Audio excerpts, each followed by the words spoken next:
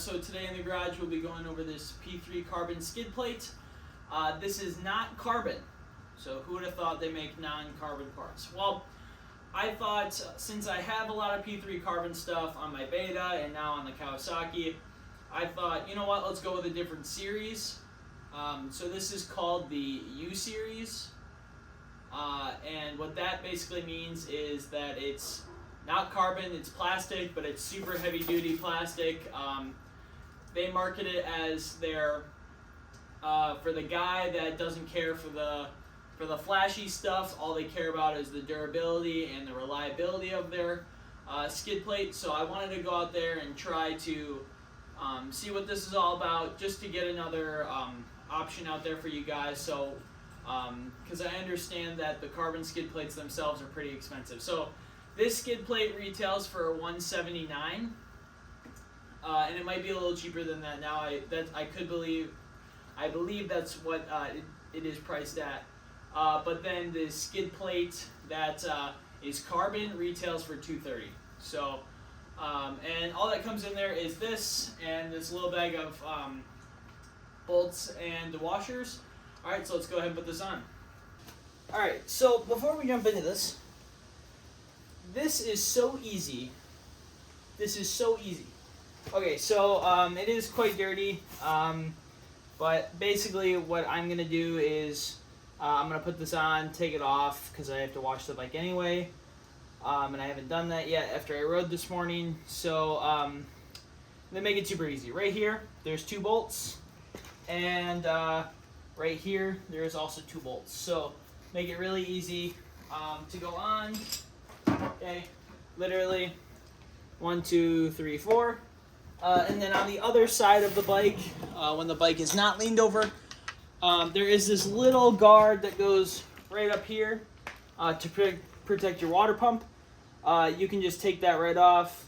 This skid plate has one built right in, so just like that, and we'll be good to go. Okay, so we're just gonna mock that up. Okay. The nice thing about this is that it's gonna flex. So if you're worried about your carbon skid plate not flexing, this one might be for you. Sorry for the technical difficulties.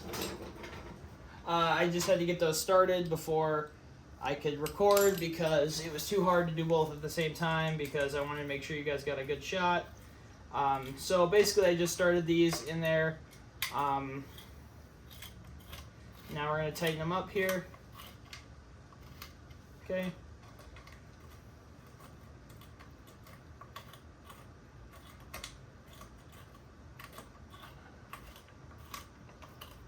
Go through like that.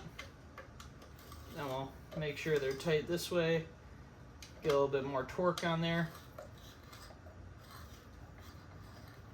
And it's going to flex, and there's really nothing underneath here because there is a gap between the skid plate and the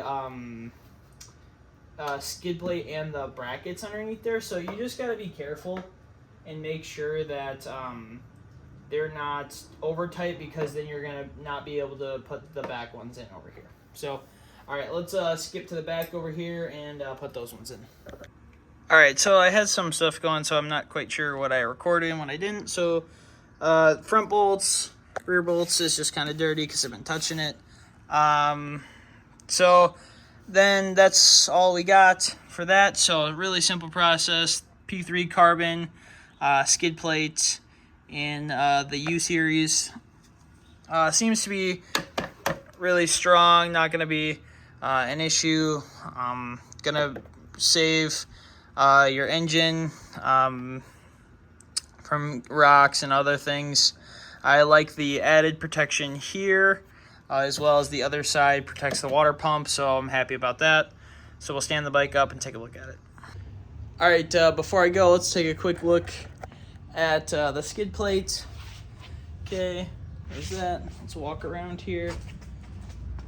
All right, see the water pump coverage there? That's a big ploy for this thing. That is a big, I guess I don't know if ploy is the right word, but a big push on why this is so important. is right there, that water pump coverage. All right, so thank you guys for watching. P3 Carbon, thank you. We'll see you guys in the next one.